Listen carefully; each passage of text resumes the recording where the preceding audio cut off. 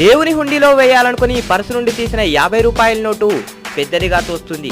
అదే note super మార్కెట్లో చిన్నదిగా కనిపిస్తుంది. గుళ్ళో గడిపే అరగంట ఎంతో ఆలస్యంగా గడుస్తున్నట్టుగా తోస్తుంది. టీవీ చూసే అరగంట వేగంగా గడిచినట్లు అనిపిస్తుంది. భగవద్గీతలో 10 పేజీలు చదవడానికి ఎంతో విసుగనిపిస్తుంది. టీవీ సీరియల్లోని 300 ఎపిసోడ్ అయినా ఎంతో ఆసక్తిగా అనిపిస్తుంది. దినపత్రికలో వచ్చేవి మనం నమ్ముతాం, కానీ పురాణాల్లో చెప్పేవి నమ్మబుద్ధి కాదు. క్రికెట్ ఆటని టీవీలో తెల్లవారులు మేలుకొని చూస్తాం. ఉదయం కాసేపు భక్తి ఛానల్ చూడాలంటే నిద్రొస్తుంది. రికార్డింగ్ డ్యాన్స్ అంటే ముందు సీట్లో ఉంటాం. హరికథ అంటే ఆ ఛాయలకు కూడా పోము. తిరుపతి లేదా అయ్యప్ప కొండకు వెళ్లే బీదలకు ఇవ్వడానికి మన దగ్గర చిల్లర ఉండదు. మన పిల్లలకు 5 స్టార్ చాక్లెట్లకు చిల్లర ఉంటుంది. ఇంకా చెప్తాను వినండి.